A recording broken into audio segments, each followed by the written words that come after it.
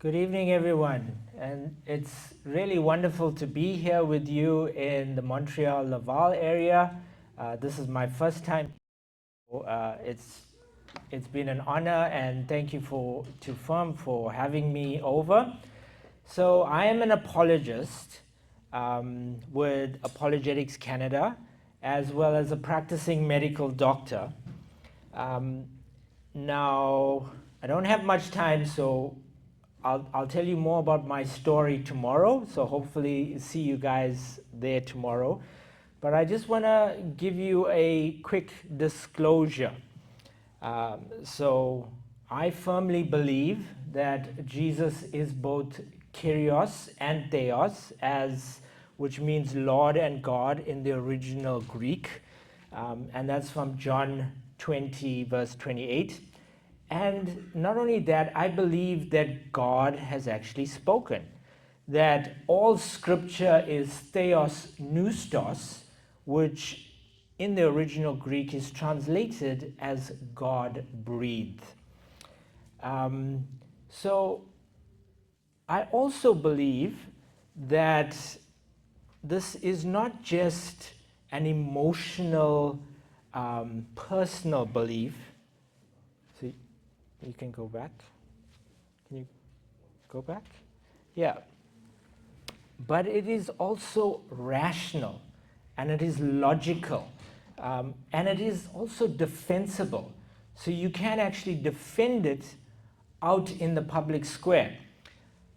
But more than it just being logical and rational, I firmly believe that there is evidence outside of each of our individual beliefs and our thoughts that it is actually true.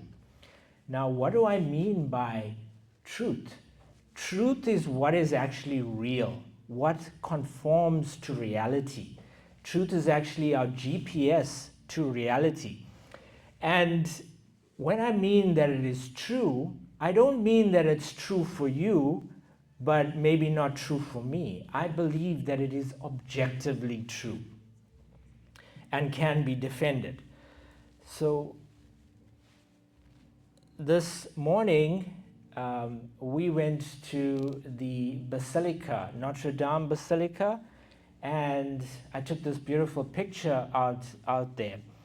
And as I was sitting there praying and looking at the beautiful scenery and this beautiful, absolutely stunning basilica, the question that crossed my mind as I watched all these people walk past this image, why are they not shocked?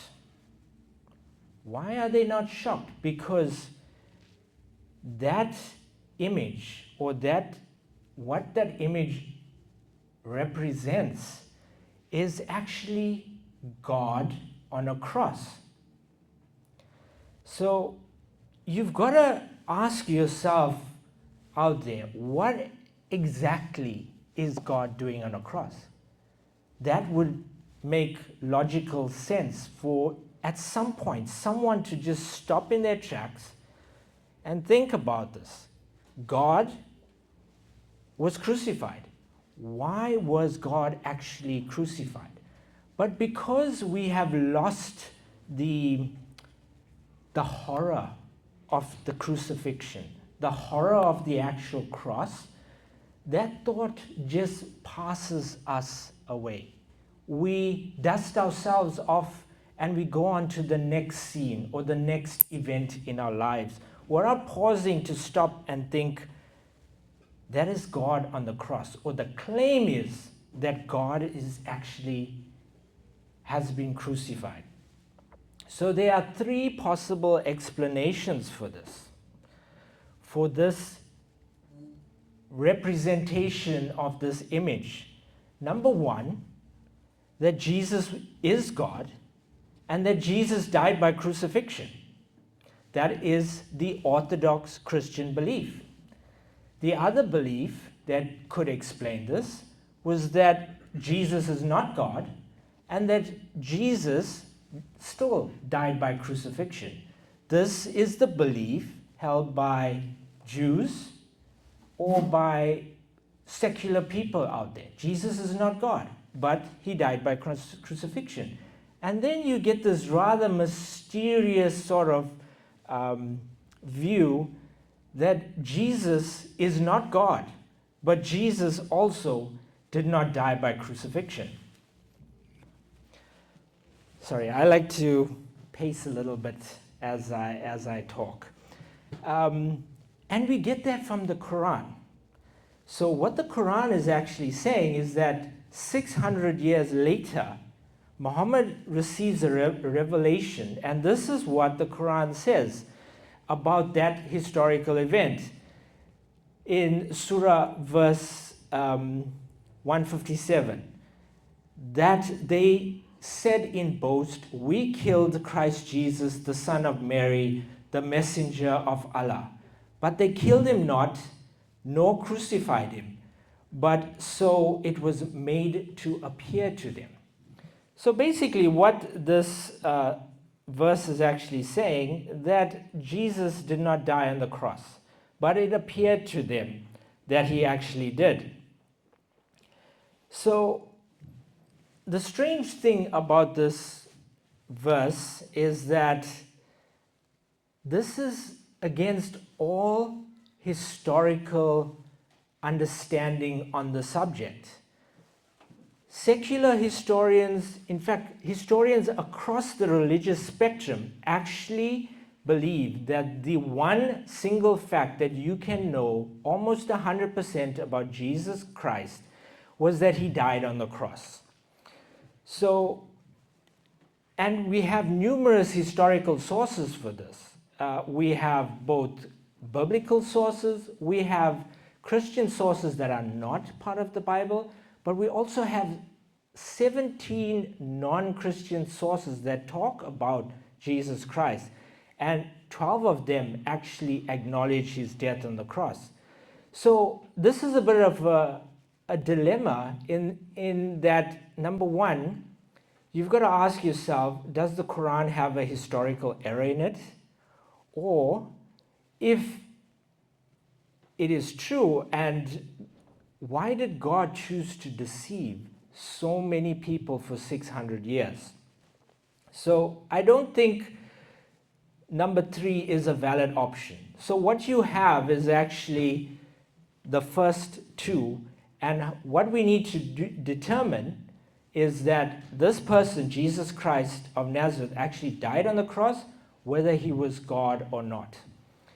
So the title of my talk today, why has God been crucified? We really have to take an honest look at this image, an honest look at this question, and try and figure out the answer. Why would God be crucified?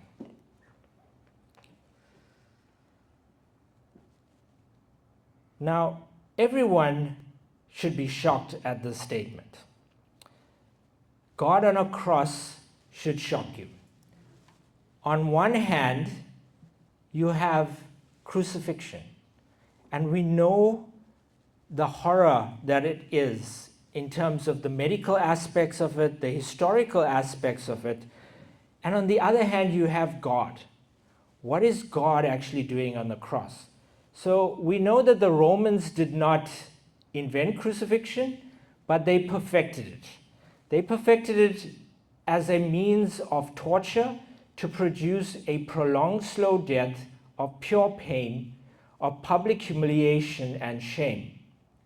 So I just want to share some thoughts on this question, why or what is God doing on the cross? So, no. The evidence, the historical evidence.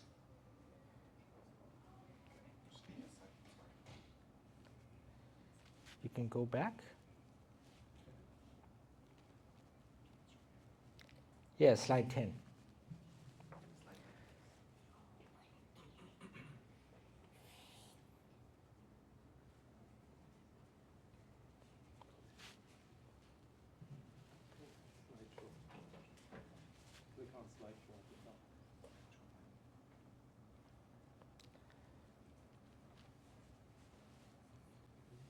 slideshow on the top right.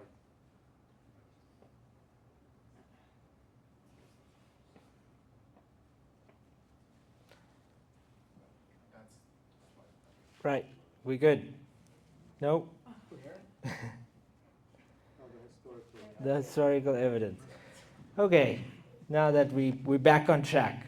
So I think that it provides profound evidence for the historical evidence for the resurrection of Jesus Christ. Now, why would I say that? The only way anyone can believe something as crazy as God on the cross is if they had undoubtable, extraordinary, hard, solid evidence that something happened after, and that the evidence provided to them provided two important points. Number one, that is God on the cross, and number two, God has a very good reason for actually being on the cross. And that can only be evidence for the resurrection of Jesus Christ. Now, in my professional opinion as a medical doctor, dead people do not rise. So we should all just go home now. However, but this is the audacious, extraordinary, and central claim of Christianity. But what it is also, it is a historical event, meaning that it occurred at a specific time to a specific group of people at a specific geographical location. Now that makes it unique amongst all other religions, because Christianity rises and falls on the resurrection. If the resurrection did not occur, it is false. If the resurrection did occur, it is undoubtedly true. What it can never be is moderately true, or true for you, or true for me, or half-truth, or just a minimized version of the truth. Now, we don't know much about crucifixion in the 21st century, or even from the 4th century onwards, because crucifixion was banned as a form of execution after the 4th century. So we can go to the next slide. So this is not what crucifixion looks like. Next slide. Neither is this what crucifixion actually looks like. Crucifixion was well known amongst the first century church and amongst the first century believers. It was widely practiced throughout the Roman Empire. In fact, in one such event, the Spartacus uprising, there were up to 6,000 people that were crucified along the Appian Way, which was a very long Roman road. Josephus, the historian, when he documents the siege of Jerusalem, he notes that they even ran out of trees to create crosses, and they actually had to crucify people on the wall. So you've got to ask yourselves, what about this catastrophic event on the cross? It is so easily missed by us as the modern audience, which look at the death of Jesus through the colored lens of history, where the cross has become sort of a symbol of our victory. We've got paintings, we've got sculptures, but interestingly, there was no paintings, there was no sculptures that was present of crucifixion in the first 300 years after that event on that Calvary Hill. And you got to ask yourself why.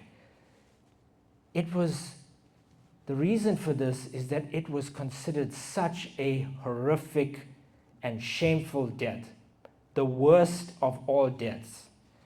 For the Jews, next slide, it was considered a cursed death. From Deuteronomy, we are told that a hung man is actually cursed by God. Josephus writes that it was the most wretched of deaths. And even amongst the Romans, Roman citizens were not allowed to be crucified. It was only reserved for the vilest of criminals, those that were murderers, those that were rebels or insurgents. But a Roman citizen could not be crucified. That is the reason why Paul was actually beheaded and not crucified, because he was a Roman citizen. So you can go to the next slide. So Cicero, who was a Roman statesman, he said that the crucifixion was a most cruel and disgusting punishment. The very mention of the cross should be far removed, not only from a Roman citizen's body, but from his mind, his eyes, and his ears. So you got to ask yourself why. Let's look at the process. Death by crucifixion was, in every sense of the word, excruciating. That is the actual root meaning of the word excruciating. Excruciating means ex excruciatus, which means out of the cross. It was public, it was shameful. You were crucified on a short cross so that people could abuse you verbally. You were stripped of your clothes down to your underwear, and it was extremely painful. Now, I have worked on 3 different continents, and I've seen a lot of different types of death, a lot of different types of suffering, but nothing from my research could explain the slow, prolonged agony combined with shame as the crucifixion. So I ask you, can you consider the foolishness of this message? Imagine you are a first century Christian going around and you go to your neighbor and you say, hey, I've found God. My God was crucified. Imagine the foolishness, the embarrassment that first century Christians would have had to deal with. Well, I sort of followed all that you have said, but you sort of lose me when you mention that your God is actually on the cross. Yet Christianity grew. Yet Christianity exploded in its growth. And within 3 centuries, more than 50% of the Roman Empire was considered Christian. And you've got to ask yourself why. What changed? What happened? And then you consider the transformation of the disciples. We know that they were in hiding. They were fearful. Their leader died as a failure. What transformed them to the point where they were fearless and prepared to die for Jesus of Nazareth? Can you explain the sudden transformation? Can you explain the transformation of Saul, a known persecutor of the Christians? He had no love for Jesus Christ. He was actively persecuting the Christians. What happened to transform his life to make him become Paul of Tarsus, who wrote the majority of our New Testament? Consider James, the half-brother of Jesus. How many of you have siblings here? Ask yourself, what would it take for your sibling who has died, for an example, a painful death? What would it take for you to worship your sibling and to consider him God, and then to give your life on behalf of them? You see, there is no other explanation apart from the resurrection of Jesus. And we have these historical facts. There are more that add to the weight of this evidence. But we have, just by looking at God on a cross, we have these historical facts. We have the death of Jesus by crucifixion. We have the transformation of the disciples, a known historical fact. We have the foolishness of the message. And we have the explosive growth of the church. Everyone has to explain this missing piece in the puzzle. So these are just some non-Christian sources that we find about the process of crucifixion. I just want to highlight a little bit from you. Josephus says that they were tormented with all sorts of torture. There's archaeological remains from a person who was crucified from that time in Cambridgeshire. And the archaeologists that looked and examined the bones found signs of severe suffering endured prior to death. And they actually found that the victim's ribs were actually fractured. 6 of his ribs was fractured, and the legs bore signs of inflammation. We know from Josephus that the person or the victim was whipped. And we also know that they were forced to carry the crossbeam, the patibulum. And we know that from Plutarch. Next slide.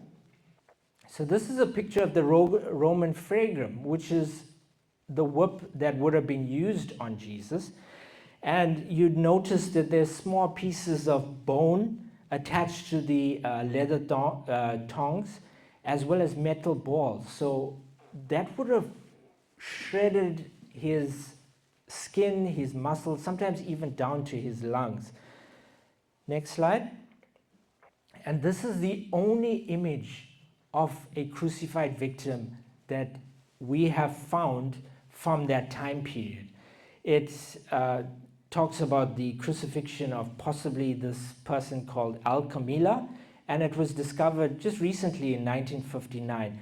But notice the deep laceration marks that is so obvious just from this graffiti. Next slide. So what do we know about the method? We know that sometimes they were crucified in different positions, just according to the gests of the executioners. And it was often a T-shaped cross, and they sometimes used trees. And we also know that from Quintilian that the executioner did not forbid burial of the body had the victim been struck or pierced. There's a discovery of victims in Mendes in Egypt that actually found that the bones and the arm of the arm and the legs were actually intentionally broken. So if you look at that process, it has a remarkable correspondence to the gospel narrative. And this is all from sources outside of the Bible. So what you have here is a missing piece in the puzzle of history. And everyone has to provide an answer to what would actually fit in that piece. That several scholars who are non-Christians actually tried other theories. So maybe the woman went to the wrong tomb. Maybe the disciples hallucinated. But medically, that's not feasible. You can't have a group hallucination. It's like saying, let's all go to the Bahamas and let's hallucinate, all of us there, and maybe while we're there, we sip on a nice cocktail. That doesn't happen. Group hallucinations don't happen. Some have even put forward that maybe Jesus was a twin. How do you warrant that? Would you, as a twin, say, no, I would actually go through this means of torture while my other twin actually survives? So you can see the shape of the puzzle actually fits the facts that Jesus Christ actually rose from the dead. So if you go back to those 3 options that we had, why Jesus was on the cross, we can clearly see that only one feasible answer remains, that Jesus was God, confirmed by his resurrection, and that Jesus died on the cross. Now the next process that the next question we have to ask is why? Why would God be on a cross? We've established, because of the resurrection, that God was on a cross. And now you've got to think of what God actually has said why he was on a cross. And I think the reason was this, is that it provides such a stark contrast between the great sin of man and the greater love of God.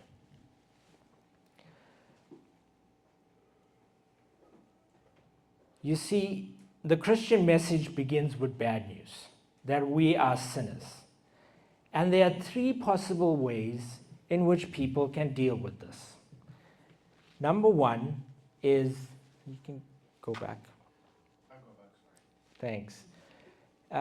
Number one, you can deny the existence of sin. You can deny the existence of evil. And that's what pure atheism actually does. In atheism, there is no concept of evil, of good, of sin, because there is no moral standard. Because to have a moral standard, you need a moral standard to be rooted in a supreme being who has authority to administer that moral standard. But most atheists don't even live like that. They live by stealing from morals from God. And that leads us to the second type of ways of dealing with this whole concept of evil and sin. And that would be the religion of goodism. We all think we are essentially good by nature. We're not certainly Hitler or Stalin or Pol Pot. Those people will definitely go to hell, but not us. But we forget a few things about just how infinitely holy, how infinitely just God actually is. Now, I want to tell you a quick story here about Steve Jobs. I'm a big Apple fan.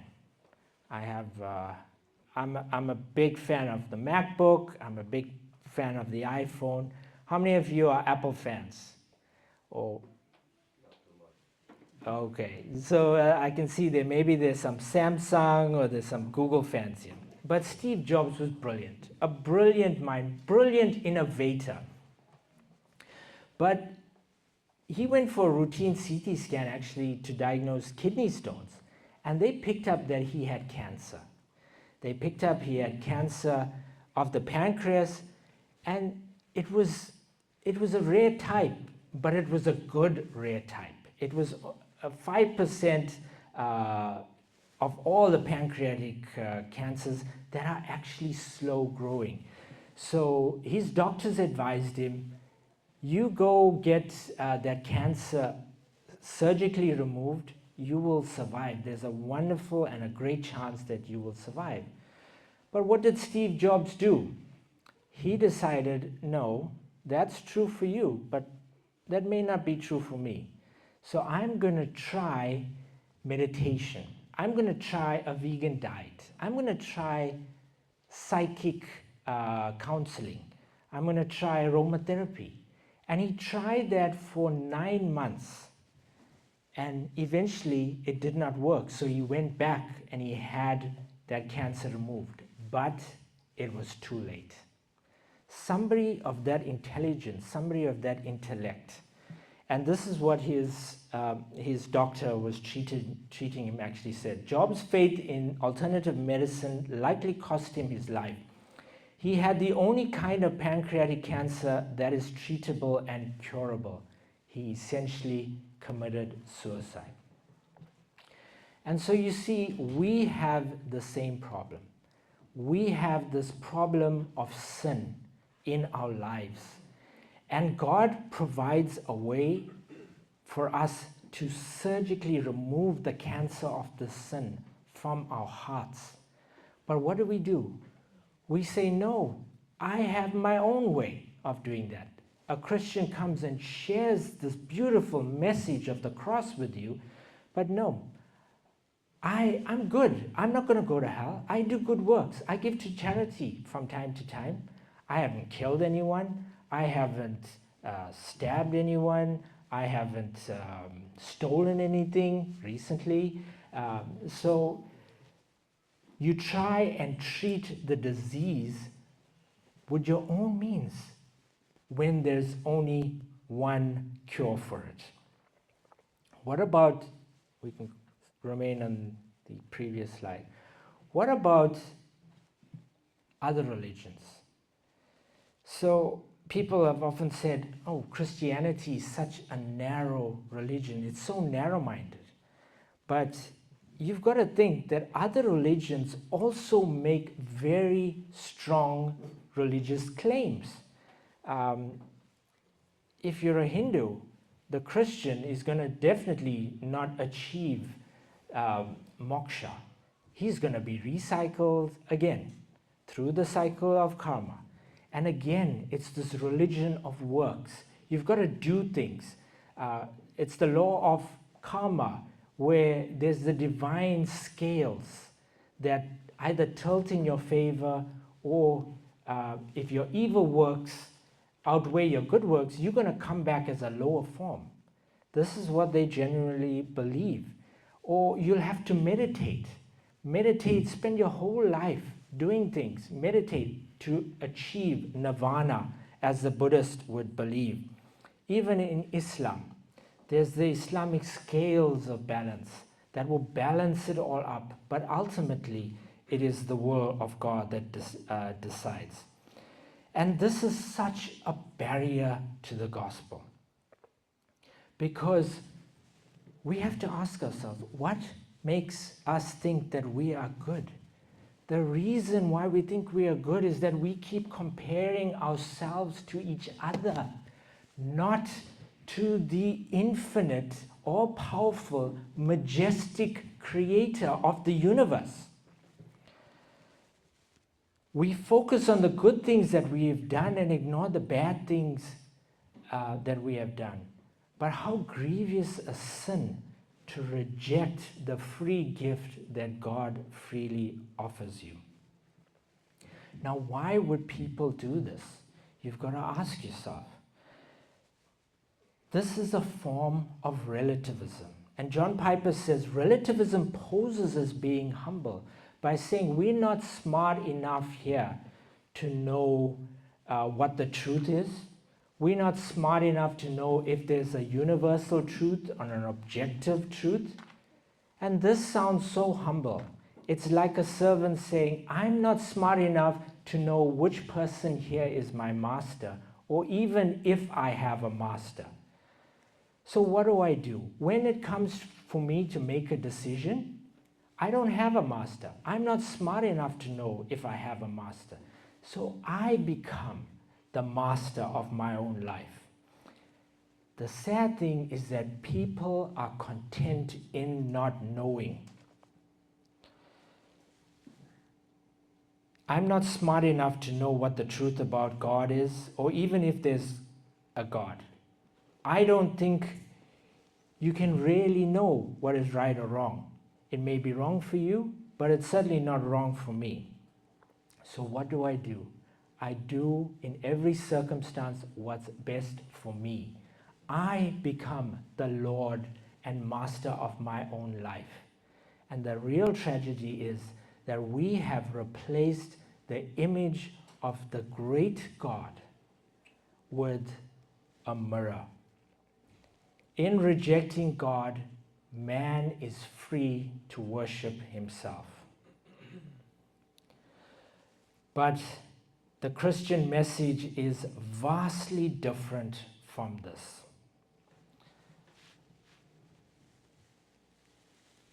In order to understand the Christian message, we need to understand a bit about God.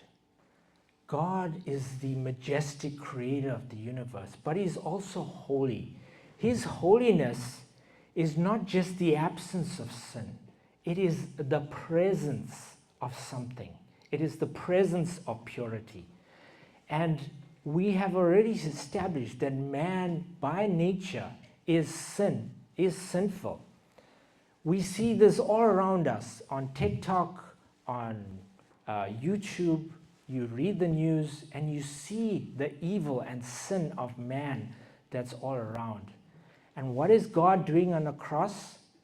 That is evidence that we are sinful, that we are intrinsically by nature evil. When you consider the horror of the crucifixion, that is not God's invention. That is man's invention. Humans doing that evil on an innocent victim. That is the image of our sin.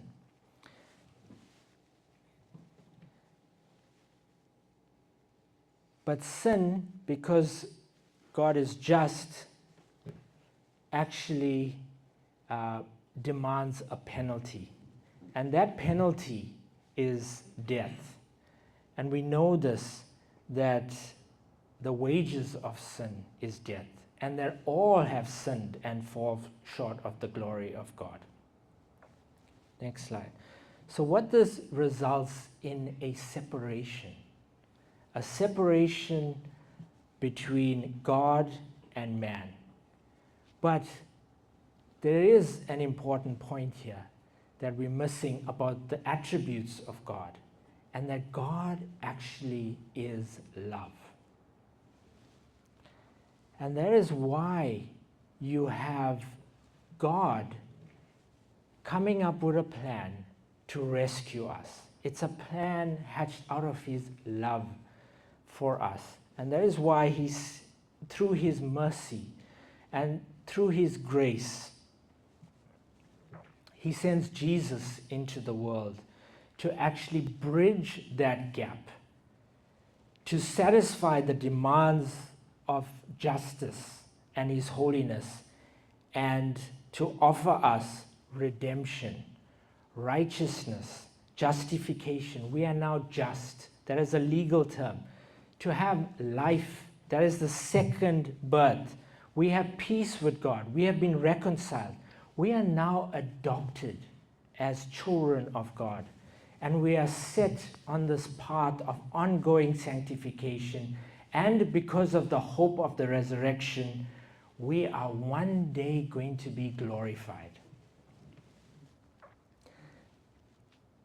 The wonderful thing about this is that this is a historical event. This is not some teaching. This is not some arbitrary belief that somebody came up while meditating under a tree. This happened on the 14th of Nisan in the 1st century, when Tiberius Caesar was ruler and emperor of the Roman Empire, and Pontius Pilate was in charge of Judea. One of my favorite verses is Ephesians 2. We were dead in our trespasses and sins, but God, being rich in mercy because of the great love in which he has loved us, made us alive together with Christ. By grace you have been saved. Now this is a mic drop moment. But God. But God. We were dead, but God. We were far away, but God. We were enemies, but God. We were children of wrath, but God. That is why Jesus is on a cross. Just 2 quick points before I close. The difference between Christianity and all other religions. If I had to spell all other religions, even the religion of secularism and relativism, it will spell D-O. But if you had to spell out what Christianity implies, it's D-O-N-E. It has all been done on that historical event. And all you have to do is freely receive that gift that God offers you.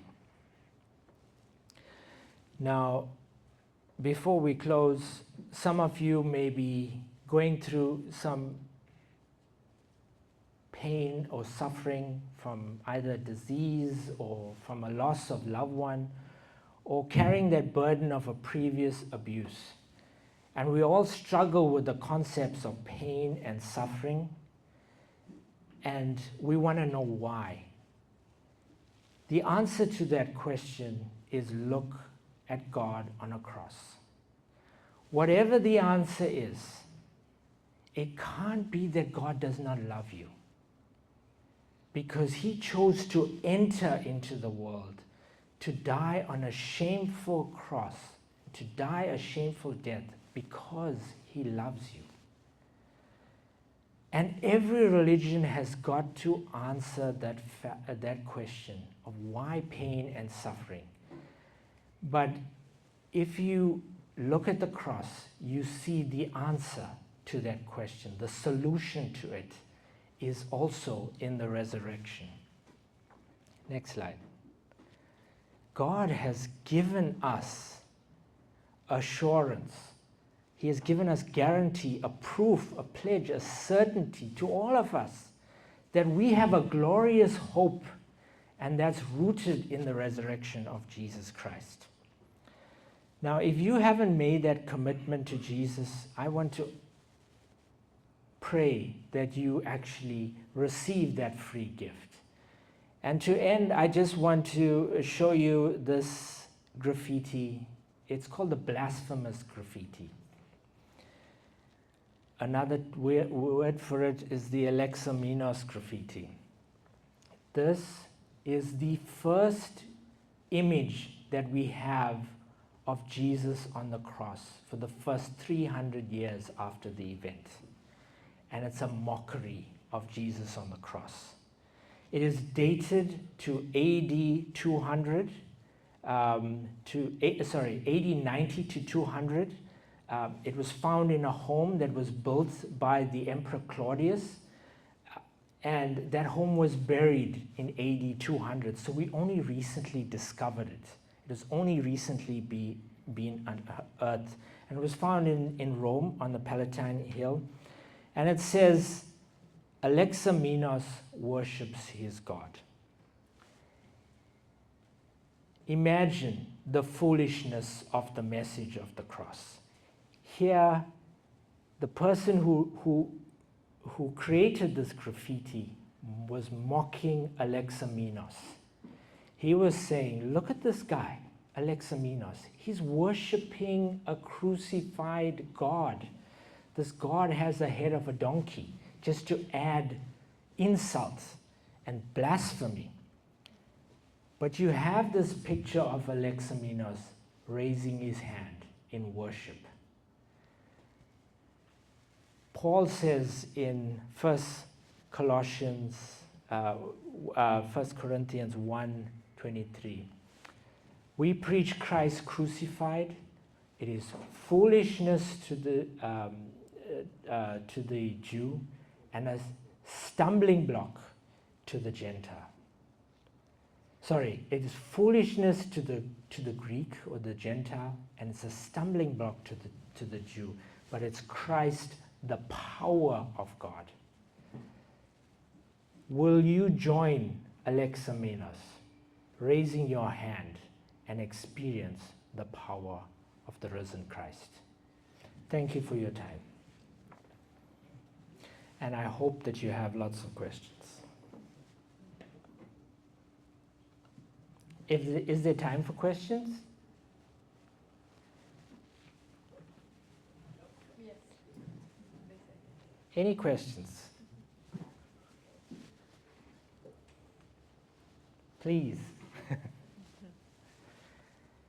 Maybe it's about the historical evidence of crucifixion or of the resurrection, because I just briefly touched on it, but I'm very happy to give you more detailed answers about the historicity of both crucifixion and the resurrection. Hi. Someone raised Yeah. their hand over there? Oh. Yeah. No, I just saw you. I thought you said hi to someone over there. I do have a question. Yeah. Going back to, you were talking about how non-believers, or I guess even atheists, borrow morals from wherever or whatnot. What do you say to people that say, for example, that morals are just agreed upon rules that we have all decided that these are the rules that we should follow, and therefore that's the definition of morals? Okay, that's a great question. Uh, just to clarify what you're saying, you are saying, where do we get moral standards from? Or culture sort of sets the moral standard. Right, exactly. How do you argue that point? Right, okay. So, number one, we can learn from history, right? And I'll give you the perfect example of this. Nuremberg trials. What this gentleman is saying, that we get our moral laws from the culture that we live in or from the society that we live in. But at the Nuremberg trials, when the Nazi war criminals were facing the judges and preparing their arguments, the arguments that they came up with it's actually called Befehl ist Befehl, which in German it means an order is an order. We were only following the orders of our land. And they could have got away with that if that was true. And until somebody actually realized, hang on, is there no higher law than the law of your land? Is there no objective moral law? And because we can grasp hold of an objective moral law that is higher than your culture, that is higher than your law, you can actually declare their actions as unjust, as evil, because you're claiming to an objective moral standard. So whenever anybody asks the question or even mentions the word good or bad, they immediately expose themselves to the question, which moral standard are you using? In order to make a claim that something is good or something is bad, you have to compare it to a moral standard. And you cannot do that without God. That is the bottom line. And I'll explain to you a little bit further why. In fact, all the constitutions, whether it was the first constitution, the Magna Carta, you've heard of the Magna Carta, I think it was the 1100s or the 1300s by John of England, wrote there by God. The Canadian Charter mentions the word of God, mentions the name God. The National Assembly in France, after the French Revolution, had to have God in their constitution. Otherwise, there is no authority behind that set of rules. The Americans say it best, I think. God has given us all unalienable rights. The other way of answering that question is you just think of one evil. People say, stealing may be wrong in this country, but stealing may be right in this country. But then you just say, okay, if I had to bring a toddler here in front of you, and if I had to torture that toddler for fun, is that wrong? And immediately, if you say that is wrong, you've got to say why it is wrong. Is it the laws of my country? What happens in the Amazon jungle where they may be torturing toddlers for fun? Where this whole concept of atheism actually fails is that some scientists actually say, we've evolved to form a culture, and therefore we obtain our moral rules from that culture. But Darwinism, or the Charles Darwin, would disagree, because we've just another animal.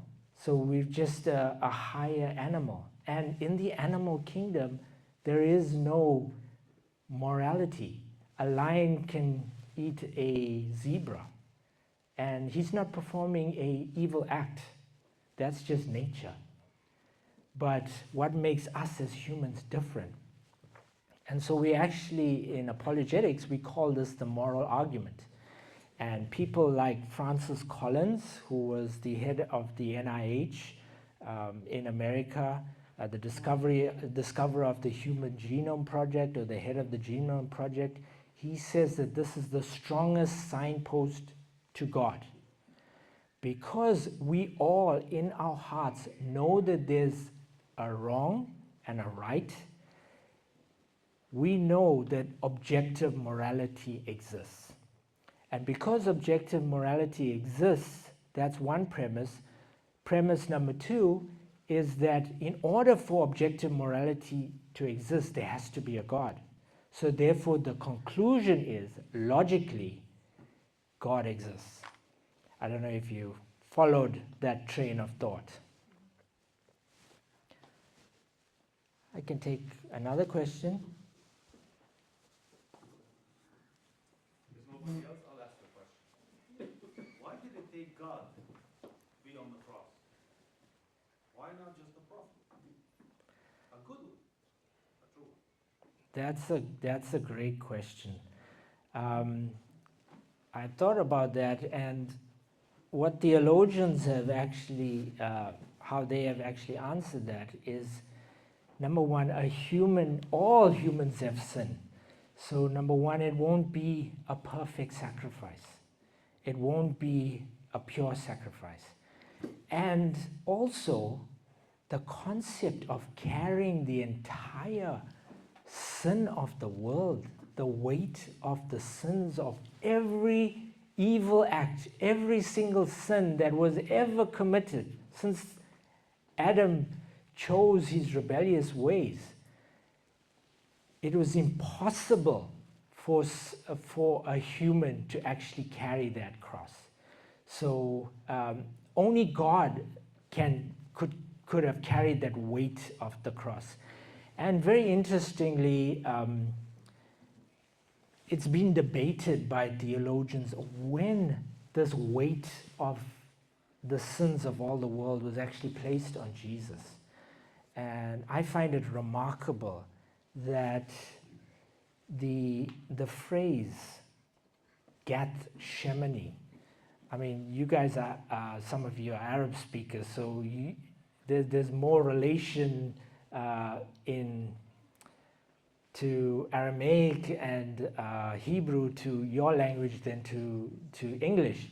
But Gath Shemini actually means olive press, because there was an olive press in the garden. And if you had to look at an image of an olive press, it involved a huge stone that they wheeled around fresh olives, and that stone crushed the olives until oil, or the pulp of the olives, actually started oozing out of that olives under the weight of that stone. And in the Garden of Gethsemane, Jesus actually says, Father, take this cup away from me, if it is your will. And interestingly, he sweats blood. Now, this is actually a medical condition that is confirmed, and I've seen pictures of patients that have sweated bloods. I haven't seen one personally, but it's called a medical condition called hematohidrosis, where under conditions of intense stress, the patient actually starts oozing blood into their sweat glands, and it starts coming out. It's a known medical condition. And here in the Garden of Gethsemane, that corresponds to what's happening. In the olive press, Jesus is being crushed.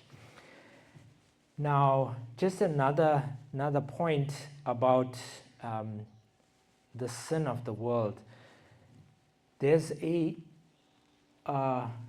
sentence that Jesus actually says on the cross. Now, I want you to appreciate that Jesus spoke only 7 times on the cross, and every single time he had to speak, he would have had to pivot himself up, take a breath, which would have caused incredible pain, because death by crucifixion, the predominant means of death by crucifixion is by suffocation, because every time you take a breath, you've got to lift yourself up on the nails and take a breath. There's a combination of other factors going on. Jesus was actually a polytrauma patient, but his last words on the cross is, my God, why have you forsaken me?" And that is a picture back to Psalm 22, where David, 1,000 years, can you imagine? 1,000 years before this event, David is talking about that. We know David was not exposed like that. David talks about, "They pierced my hands and my feet." Which other event in history did they ever pierce anyone's hands and feet of significance apart from that event in history? And Jesus says, my God, why have you forsaken me?" For the first time since the Trinity, or the Trinity was always existent, there was a separation where Jesus had the weight of the sin of the world, and because of the holiness and justice of God, there was a separation in that Trinity. I hope that answers your question in a little bit.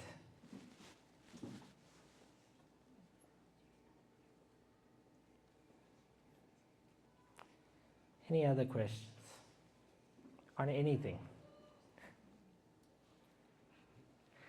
I fly back to Toronto very soon, so.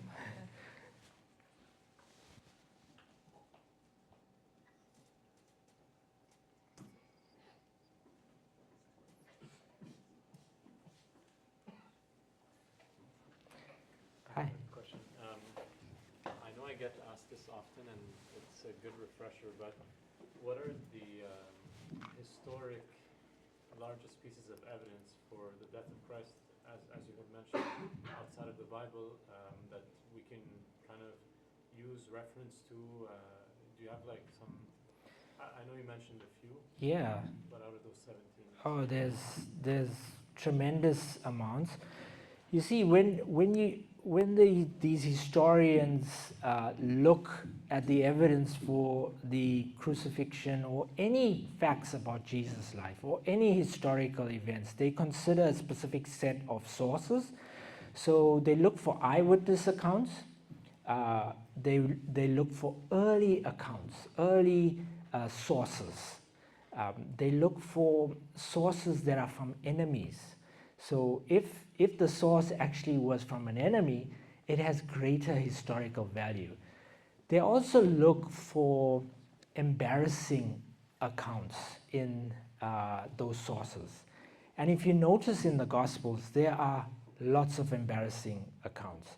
You get the apostles, the men, the proud Judean men, but they are hiding after the death of Jesus. They are not the first witnesses of the resurrection. Jesus actually appeared to women. Now, this is an awkward fact, again, in the first century, because Josephus tells us that the testimony of women is not considered reliable in the first century. But the gospel writers still preserve that fact. So, number one, when historians, even secular historians, they would consider the gospel accounts, or parts of the gospel accounts, parts of the Pauline letters, as credible historical sources. Then you get this whole host of sources from the church fathers. Now, these people, and I'm actually quite privileged, I must say here, when I was preparing and thinking about this event, I'm so privileged actually to be here, because They could have been your ancestors. They all came from the areas that you came from, not from the area where I come from. And what a privilege, what a heritage that you guys actually have. The church fathers, the first generation after the apostles, you know, they were not short of words. They wrote sermons, they wrote commentaries, they wrote letters, tons of them, and we have all their historical sources. In fact, if we had to lose all the copies of the Bible, of the New Testament, we would be able to compose the entire New Testament just from the church fathers. That's how many quotes and phrases. They were verbose, to put it lightly. Then you have the enemy accounts and the non-Christian sources. Classic example is Tacitus. Now, Tacitus is a historian. He's a Roman historian. If you had to disregard what he says and what other historians like Suetonius, another person who mentions Jesus, or Pliny the Younger, you would have to disregard all that we know about ancient Rome, because we have from them what we know about Nero, what we know about Caesar Augustus, all from the same historians, and they are mentioning Jesus. So very interestingly, Tacitus actually talks about the great fire in Rome and how Nero blamed it on the Christians. And so what Nero did is that in his garden, he had Christians crucified and set on fire so that they could illuminate the garden. And this is in a historical record. We get that from annals of Tacitus. But Tacitus goes on further and he says, and he describes that's because these people, and he calls them really evil people. So again, you have this enemy account, because he's not a fan of the Christians. And he calls them evil, and he says that they had this mischievous superstition. And the fact that he mentions this word mischievous superstition, there can only be one mischievous superstition, and that is this story that a dead man is now alive. And so we have Suetonius. We even have someone called Thales, somebody much later called Africanus quoted this guy, and Thales actually talks about the events happening in the sky during the crucifixion. You know, the darkness covered the earth. So Thales actually documents in a Roman record. And we must remember that the people that had access to this had access to records that don't now exist. For example, there was this church father called Justin Martyr, and he's writing to an emperor. And he mentions to the emperor that, hey, this Jesus, Christus, he was actually crucified under Pontius Pilate. And you can go and check out the Acts of Pilate. So the Acts of Pilate is actually like a document that the Roman emperor would have had access to.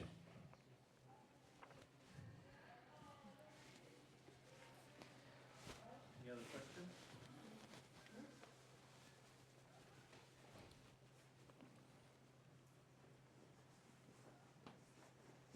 Any other question?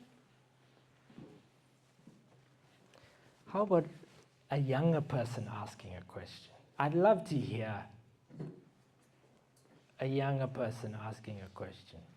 There must be something that I said maybe you didn't understand, or maybe you want some clarity about.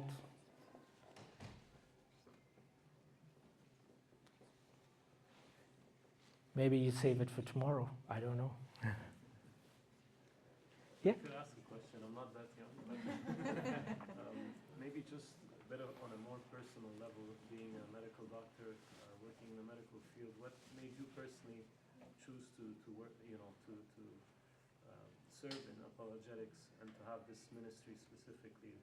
Because, and the reason why I'm kind of asking this question is you have a lot of doctors that will stand behind science to somehow disprove the existence of God. I think it's always kind of interesting when you see people in the medical field that choose to pursue a life of faith and to serve the Lord as well. So. Yeah.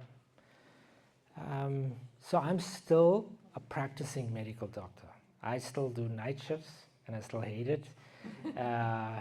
My Christian love decreases as the hours increase across the spectrum.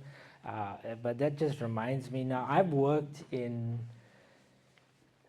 3 different continents. I've worked in Africa. I've worked in Scotland, trained in both, and worked in Canada. But the one thing that's common to all these countries is that people are dying. And being in anesthesia, some of you may not know what anesthesia is. I'm also in critical care. So we get to see people that are really on death's door.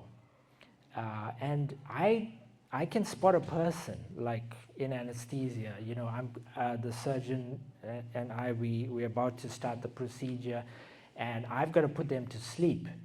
But I know that there's no ways that person's going to wake up.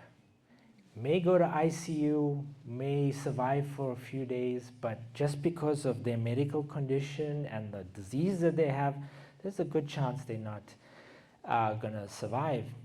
And so that's why I've seen so many people live without God, live without purpose, and die without hope.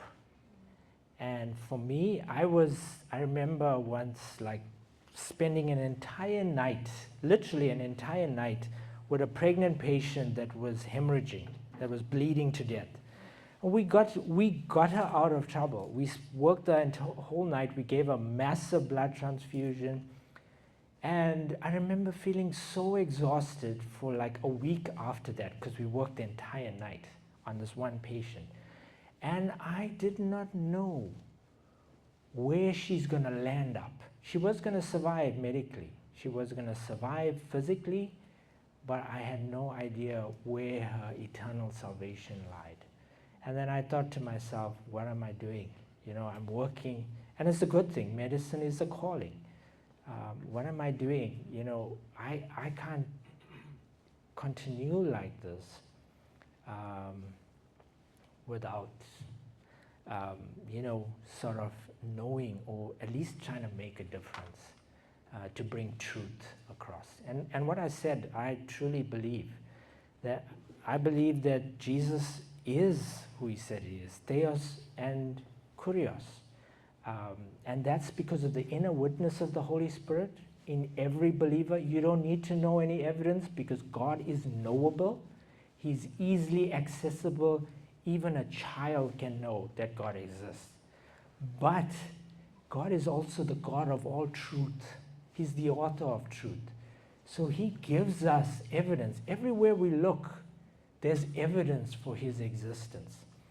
And the problem with the atheist, the problem with the person who doesn't know or doesn't want to care, every time they bump into reality, they bump into God's truth, but they brush it off.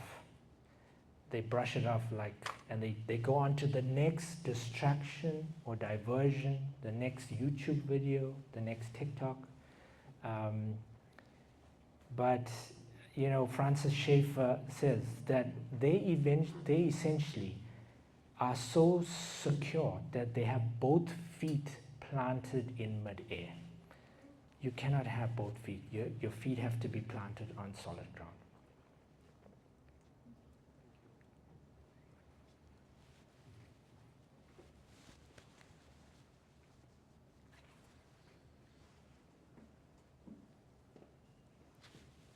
Any questions? Come on, young guys. I'd love a question, at least from one young person. Please, before I go, you have to get one young person has to give me one question.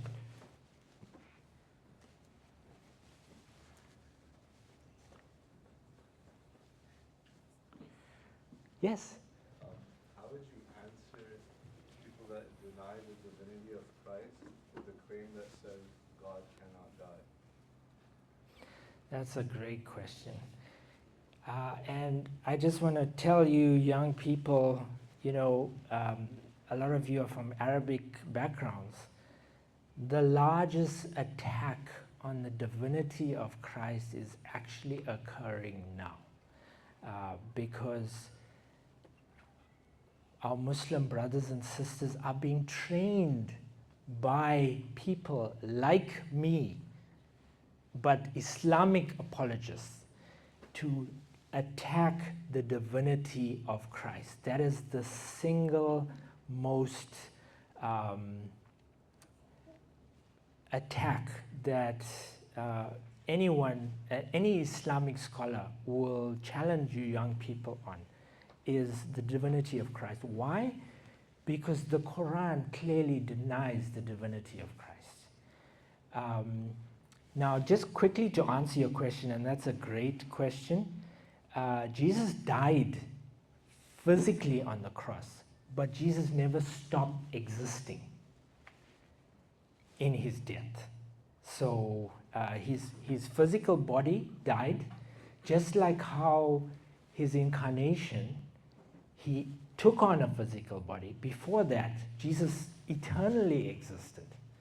So Jesus' physical body died on the cross, but Jesus always existed, and Jesus, and so we are eternal beings as well. So when we die, our physical body dies, but our soul is eternal. And there's actually evidence for that. I'm talking about evidence, medical evidence for the soul. Maybe I'll touch on that tomorrow in the science lectures. That's my area of expertise, is medical evidence for the soul. But coming back to your question, it is so crystal clear from evidence. I mean, you look at Alexamina's graffiti, the charge against the Christians, and the number one charge that Islamic apologists will say was that Constantine created the divinity of Christ at the Council of Nicaea. But that was only in the 3rd century. That was only 300 years. Look at Alexamenos. Alexamenos worships his God. This is 90 to 200. The earliest Christians, this is the earliest record. This is just one example, and it's outside the Bible. So they can't actually say the Bible was corrupted. There's a recent discovery, remarkable discovery. I wish I had pictures of it, but we recently went down to Washington, D.C. It's to see it. It's called the Megiddo Mosaic. You can YouTube it. It was discovered fairly recently, I think 2010. And it says on the Megiddo Mosaic, it's the earliest, there it is. It's the earliest Christian church that was ever discovered. And it was probably your ancestors who went to it. There's a good chance that maybe one of your ancestors actually went to it. If you look at it, what it says is, to our God Jesus Christ. It's written in, if you see that writing in Greek, it actually says, to our God Jesus Christ. That is evidence there. It's the earliest non-biblical evidence that we have that Jesus was worshipped as God, and it's in stone, literally. And then you look at the Bibles. If they say your Bible was corrupted, you got to say, when was the Bible corrupted? Was the Bible corrupted? What evidence that you have that the Bible was corrupted? We know Papyrus 66. If you had to Google Papyrus 66, it's the earliest book that we have, the earliest copy of the Gospel of John. And it says what every single Gospel of John always says in the beginning. In the beginning was the Word, and the Word was God, and the Word was with God. Then you go to John 8. Before Abraham was, I am. So if they discount the New Testament, you go to the Old Testament. And you find out, why was Jesus actually crucified? Jesus standing before Caiaphas, the high priest. And Caiaphas asks him, straight question, Mark's Gospel, are you the Christ, the Son of the Blessed One? Straight out question. Jesus says, I am. And you will see the Son of Man coming on the clouds of heaven. What's he talking about? He's talking about Daniel. I don't know whether it's Daniel 7 or Daniel 14. Daniel 7 or Daniel 14. This is the Persian period. Daniel's in captivity in Persia.